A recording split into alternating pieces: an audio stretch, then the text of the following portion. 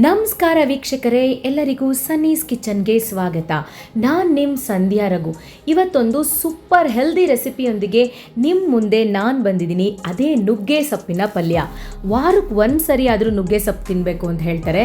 ಈ non veg ಎಲ್ಲ ತಿನ್ನೋರಿಗೆ proteins vitamins ಎಲ್ಲ ಚೆನ್ನಾಗಿ ಸಿಗುತ್ತೆ. ನಾವು ವೆಜಿಟೇರಿಯನ್ಸ್ ಆಗಿರೋದ್ರಿಂದ ನಾವು ಅಟ್ಲೀಸ್ಟ್ ವಾರಕ್ಕೆ ಒಂದು ಸರಿ ಆದರೂ ನುಗ್ಗೆ ಸೊಪ್ಪು ತಿನ್ನೋದ್ರಿಂದ ಆ ನಾನ್ ವೆಜ್ಜಲ್ಲಿ ಸಿಗೋ ಅಂಥ ಎಲ್ಲ ಪ್ರೋಟೀನ್ಸ್ ವಿಟಮಿನ್ಸ್ ಇದರಲ್ಲಿ ಸಿಗುತ್ತೆ. ಹಾಗಾಗಿ ಇದನ್ನು ಹೇಗೆ ಮಾಡೋದು ಅಂತ ನೋಡೋಣ. ಒಂದು ಕುಕ್ಕರ್ಗೆ ನಾನು ಒಂದು ಸಣ್ಣ ಬಟ್ಲಲ್ಲಿ ತೊಗರಿ ಬೇಳೆನ ತೊಗೊಂಡಿದ್ದೀನಿ.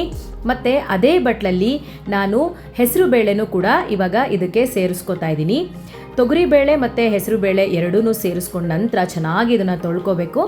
ತೊಳ್ಕೊಂಡ ನಂತರ ಇದಕ್ಕೆ ನಾನು ಒಂದು ಮೀಡಿಯಮ್ ಸೈಜ್ ಈರುಳ್ಳಿನ ಈ ಥರ ದಪ್ಪದಾಗಿ ಕಟ್ ಮಾಡ್ಕೊಂಡು ಹಾಕ್ಕೊಂಡಿದ್ದೀನಿ. ಒಂದು 8ರಿಂದ 10 ಬೆಳ್ಳುಳ್ಳಿ, 1 ಟೊಮ್ಯಾಟೊ ಮತ್ತು ಒಂದು 4 ಹಸಿರು ಮೆಣಸಿನ್ಕಾಯಿನೂ ಕೂಡ ಸೇರಿಸ್ಕೊಂಡು ಅದು ಮುಳುಗೋ ಅಷ್ಟು ನೀರು ಹಾಕ್ಕೊಂಡು ಅದಕ್ಕೆ ಸ್ವಲ್ಪ ಉಪ್ಪನ್ನು ಕೂಡ ಸೇರಿಸ್ಕೊಳ್ಳೋಣ. ಉಪ್ಪನ್ನು ಸೇರಿಸ್ಕೊಂಡು ಅದಕ್ಕೆ ಸ್ವಲ್ಪ ಅರಿಶಿನದ ಪುಡಿನೂ ಕೂಡ ಹಾಕ್ಕೋಬೇಕು. ಅದೆಲ್ಲ ಹಾಕ್ಕೊಂಡಿದ ನಂತರ ಸ್ವಲ್ಪ ಹಿಂಗು ಮತ್ತು 1 ಸ್ಪೂನಷ್ಟು ಎಣ್ಣೆ, ಅದು ಚೆನ್ನಾಗಿ ಬೇಯೋಕ್ಕೆ ಅಂತ. ಸೊ ಇದನ್ನಿಷ್ಟನ್ನು ಹಾಕ್ಕೊಂಡು ಕುಕ್ಕರ್ ಲಿಡ್ನ ಕ್ಲೋಸ್ ಮಾಡಿ 3 ವಿಷಲ್ ಕೂಗಿಸ್ಕೋಬೇಕು. ಅದು ಬೆಂದ ನಂತರ ನೋಡಿ ಇದನ್ನು ಈ ಥರ ಸ್ವಲ್ಪ ನಾನು ಸ್ಮ್ಯಾಶರಲ್ಲಿ ಸ್ಮ್ಯಾಶ್ ಮಾಡ್ಕೊತಾ ಇದ್ದೀನಿ. ಇದನ್ನೆಲ್ಲ ಸ್ಮ್ಯಾಶ್ ಮಾಡ್ಕೊಂಡ ನಂತರ ನಾನು ಇವಾಗ ಇದಕ್ಕೊಂದು ಒಗ್ಗರಣೆ ಕೊಟ್ಕೋಬೇಕು. ಸೊ ಈಗ ನೋಡಿ ಈ ರೀತಿ ಚೆನ್ನಾಗಿ ನೀಟಾಗಿ ನಾವು ಸ್ಮ್ಯಾಶ್ ಮಾಡ್ಕೋಬೇಕು.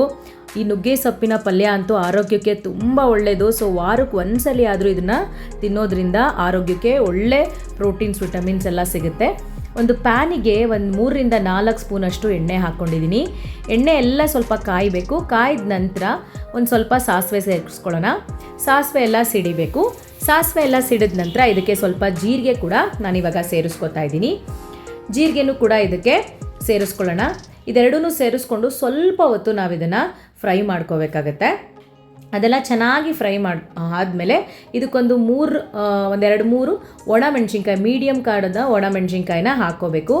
ನೆಕ್ಸ್ಟ್ ಇದಕ್ಕೆ ನಾನು ಈ ನುಗ್ಗೆ ಸೊಪ್ಪು, ಮೊರಿಂಗಾ ಲೀವ್ಸ್ ಅಂತ ಏನು ಹೇಳ್ತೀವಿ, ಅದನ್ನು ಚೆನ್ನಾಗಿ ಬಿಡಿಸಿ ತೊಳೆದಿಟ್ಕೊಂಡಿದ್ದೀನಿ. ಈಗ ಅದನ್ನು ಪ್ಯಾನಿಗೆ ಹಾಕ್ಕೊಂಡು ಚೆನ್ನಾಗಿ ಇದನ್ನು ಒಂದು 8ರಿಂದ 10 ನಿಮಿಷ ನಾವು ಬೇಯಿಸ್ಕೋಬೇಕಾಗತ್ತೆ. ಒಂದು ಲಿಡ್ನ ಕ್ಲೋಸ್ ಮಾಡಿ ಸ್ವಲ್ಪ ನೀರು ಹಾಕಿ ಚೆನ್ನಾಗಿ ಇದನ್ನು ಬೇಯಿಸ್ಕೋಬೇಕು. ಜಾಸ್ತಿ ನೀರು ಹಾಕ್ಕೋಬೇಡಿ, ಯಾಕಂದರೆ ಸೊಪ್ಪಲ್ಲೇ ನೀರಿರುತ್ತೆ. ಈಗ ನಾನು ಇದಕ್ಕೆ ಹುಣಸೆ ಹಣ್ಣ ನೆನೆಸಿಟ್ಕೊಂಡಿದ್ದೆ, ಅದ್ರ ಹುಣಸೆ ಹಣ್ಣಿನ ನೀರನ್ನು ಕೂಡ ನಾನು ಇದಕ್ಕೆ ಸೇರಿಸ್ಕೊತಾ ಇದ್ದೀನಿ. ಇದನ್ನೆಲ್ಲ ಸೇರಿಸ್ಕೊಂಡು ಚೆನ್ನಾಗಿ ಇದನ್ನು ನಾವು ಬೇಯಿಸ್ಕೋಬೇಕಾಗತ್ತೆ. ಒಂದು 8ರಿಂದ 10 ನಿಮಿಷ ಹಿಡಿಯುತ್ತೆ. ಚೆನ್ನಾಗಿ ಇದನ್ನು ಬೇಯಿಸ್ಕೊಳ್ಳೋಣ. ಇದೆಲ್ಲ ಚೆನ್ನಾಗಿ ಬೆಂದಾದಮೇಲೆ ಆವಾಗಲೇ ನಾವು ಬೇಯಿಸಿ ಮತ್ತು ಸ್ಮ್ಯಾಶ್ ಮಾಡಿ ಇಟ್ಕೊಂಡಿದ್ವಲ್ಲ ಬೇಳೆ, ಅದನ್ನು ಇವಾಗ ಪ್ಯಾನ್ಗೆ ಸೇರಿಸ್ಕೋಬೇಕು. ಇದನ್ನೆಲ್ಲ ಸೇರಿಸ್ಕೊಂಡು ಒಂದು 5 ನಿಮಿಷ ಚೆನ್ನಾಗಿ ಇದನ್ನು ಮಿಕ್ಸ್ ಮಾಡಿಕೊಂಡು, ಈಗ ನಿಮ್ಗೇನಾದರೂ ಟೇಸ್ಟಿಗೆ ಉಪ್ಪೇನಾದರೂ ಬೇಕು ಅಥವಾ ಖಾರ ಏನಾದರೂ ಬೇಕು ಅಂದರೆ ಸ್ವಲ್ಪ ಖಾರದ ಪುಡಿ ಆ್ಯಡ್ ಮಾಡ್ಕೋಬೋದು. ಇದನ್ನೆಲ್ಲ ಆ್ಯಡ್ ಮಾಡಿಕೊಂಡು ಒಂದು 5 ನಿಮಿಷ ನಾವು ಮೀಡಿಯಮ್ ಉರಿನಲ್ಲಿ ಬೇಯಿಸ್ಕೊಂಡ್ರೆ ಸೂಪರ್ ಹೆಲ್ದಿ ಆಗಿರುವಂಥ ನುಗ್ಗೆ ಸೊಪ್ಪಿನ ಸಬ್ಜಿ ರೆಡಿಯಾಗಿಬಿಡುತ್ತೆ. ಇದೇ ರೀತಿ ಹೆಲ್ದಿ ಮತ್ತು ಟೇಸ್ಟಿ ರೆಸಿಪಿಯೊಂದಿಗೆ ನಿಮ್ಮ ಮುಂದೆ ನಾನು ಬರ್ತೀನಿ. ಅಲ್ಲಿವರೆಗೂ ಇನ್ನೂ ಯಾರೆಲ್ಲ ನಮ್ಮ ಚಾನಲ್ನ ಸಬ್ಸ್ಕ್ರೈಬ್ ಮಾಡಿಲ್ವೋ ಖಂಡಿತ ಸಬ್ಸ್ಕ್ರೈಬ್ ಮಾಡಿ ಅಂತ ಹೇಳ್ತಾ ಎಲ್ಲರಿಗೂ ಸಂಧ್ಯಾ ರಘು ಮಾಡುವ ನಮಸ್ಕಾರಗಳು.